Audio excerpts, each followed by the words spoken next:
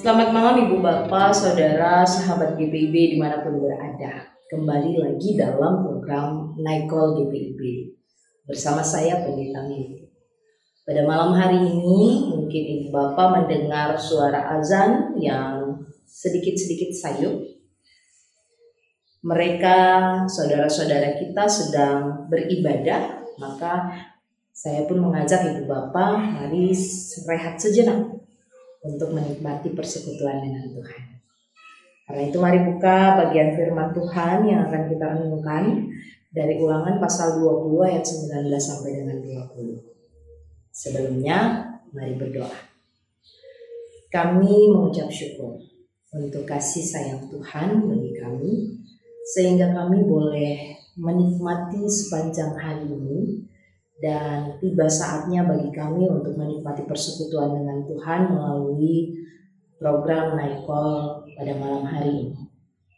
Maka kami mohon bimbingan Roh Kudus-Mu supaya ketika kami membaca dan merenungkan firman Tuhan, kami boleh mendapat pencerahan untuk boleh mengerti bahkan melakukan firman Tuhan ini dalam kehidupan kami.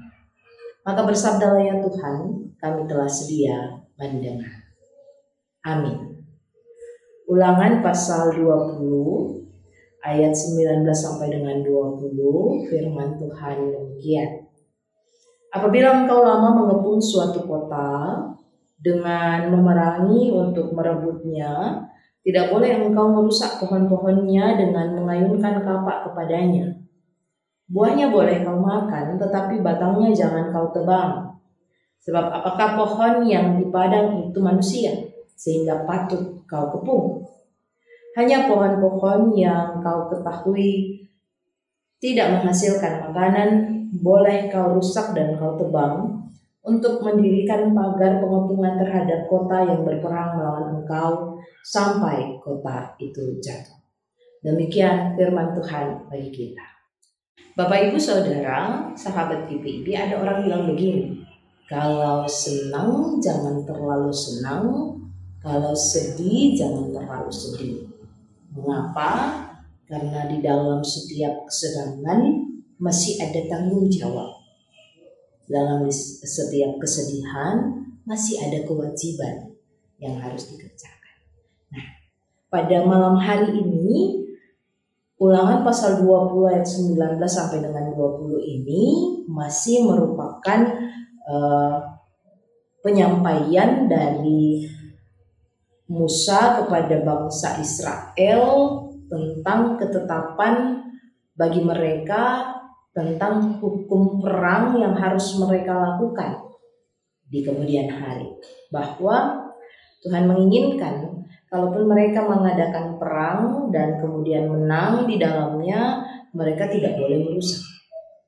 Kalaupun mereka membutuhkan sesuatu, mereka harus memikirkan apa kegunaan kelak dari yang mereka tebang atau mereka rusak, yaitu pohon. Jadi mereka punya tanggung jawab terhadap apa yang dimenangkan, dan mereka punya kewajiban untuk tetap memelihara lingkungan di mana mereka menang karenanya. Tidak serta-merta bangsa itu ketika mereka berperang, mereka boleh melakukan segala sesuatu perkara mereka menang dan sebagainya. Mereka boleh merusak segala sesuatu perkara itu adalah tempat yang kemudian menjadi hak mereka. Mereka tetap punya batasan-batasan, mereka tetap punya tanggung jawab, dan mereka tetap punya kewajiban di dalamnya. Dan Allah memberikan tanggung jawab untuk memelihara lingkungan itu kepada mereka, atau bangsa Israel yang pada waktu itu menang. Nah, hal ini tentu tidak membuat kita lupa bahwa pada awal penciptaan pun Tuhan menyerahkan segala sesuatu dalam Taman Eden itu untuk dipelihara oleh Adam dan Hawa. Maka ketika kita pun bagian firman Tuhan ini dinyatakan bagi Bapak dan saya pada malam hari ini, maka sebenarnya ketika kita ditempatkan oleh Tuhan dalam satu pekerjaan, dalam satu usaha, dalam lingkungan tertentu, maka ada kewajiban juga bagi kita di dalamnya. Ada tanggung jawab yang Tuhan titipkan bagi kita ketika kita berada dalam satu posisi, di satu tempat, dalam satu keadaan. Maka firman Tuhan ini berpesan begini untuk ibu bapak dan saya, sahabat GPIB. Ketika Tuhan menganugerahkanmu tempat, posisi, lingkungan masyarakat di mana engkau berada, maka tanggung jawabmu dan tanggung jawabku adalah menjaga dan memelihara lingkungan, kondisi, dan situasi yang ada di mana kita berada pada waktu. Ketika kita diberi tanggung jawab pekerjaan, maka setidaknya pekerjaan kita kerjakan dengan baik tanpa merusak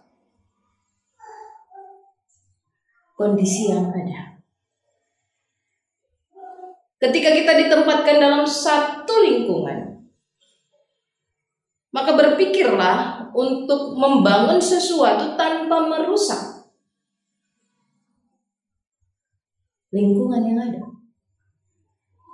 Ketika gereja ditempatkan di satu daerah, maka seharusnya gereja atau kita yang adalah bagian dari gereja itu berpikir untuk tetap memelihara lingkungan di mana Tuhan menghadirkan kita. Dalam giat apapun itu, kita belajar untuk tetap menjaga lingkungan di mana Tuhan menghadirkan kita. Menarik, Pendeta Agustina menulis begini dalam Sabda Bina Umat Renungan Malam. Saya kutip ya ibu bapak.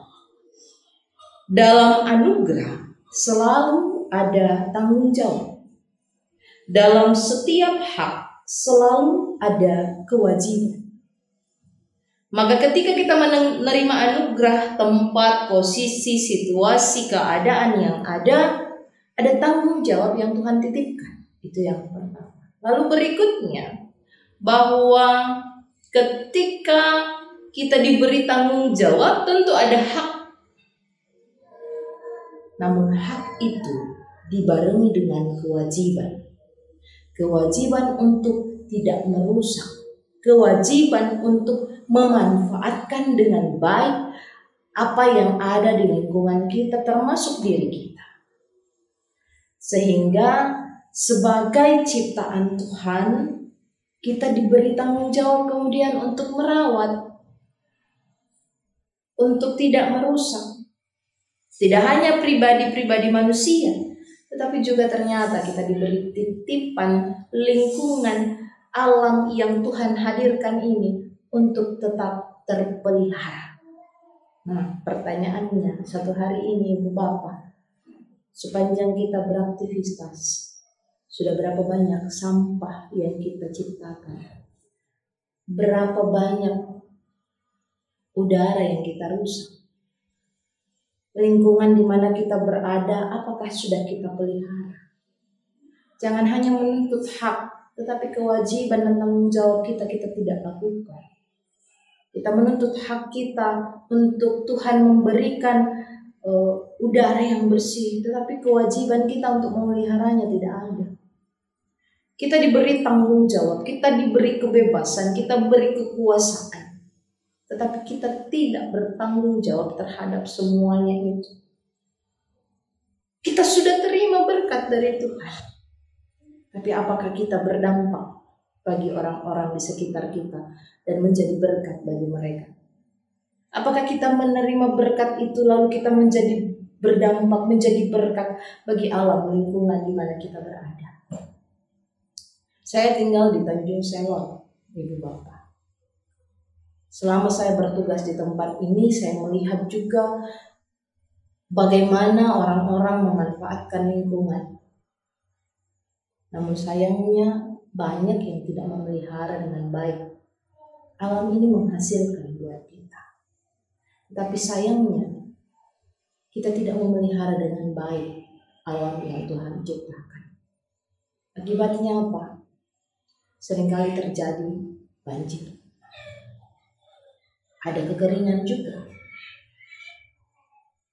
Karena itu belajar dari firman Tuhan ini. Saya bukan menegur orang Kalimantan Timur, tapi menegur kita semua sebagai manusia yang Tuhan ciptakan dengan berbagai anugerah dan berkat yang ada. Mari merawat, mari melindungi, mari menjaga serta menyejahterakan kehidupan semua yang Tuhan ciptakan dengan tulus dan rendah hati. Sebab dengan demikian, engkau yang diberkati, engkau akan menjadi berkat. Mari melindungi kehidupan yang ada, bukan hanya untuk pribadi kita, tetapi untuk setiap makhluk ciptaan Tuhan. Sehingga dari generasi ke generasi yang satu, kita terus menceritakan, kita mampu menyatakan, kita mampu mengajarkan kepada anak cucu kita, kepada alam lingkungan di mana kita berada, tentang betapa kasih setia Tuhan tidak pernah tergantikan. Selamat malam, Tuhan memberkati. Mari berdoa. Kami belajar tentang firman Tuhan pada malam hari ini yang menegur kami ketika kami terkadang lalai untuk menjaga alam lingkungan, menjaga ciptaan Tuhan yang lainnya, karena berpikir kamilah yang terpenting, kehidupan kamilah yang terutama. Firman ini menegur kami bahwa setiap kami punya tanggung jawab untuk tidak hanya memelihara diri kami, tetapi juga memelihara keberlangsungan hidup dari segala makhluk, segala ciptaan Tuhan di dunia ini.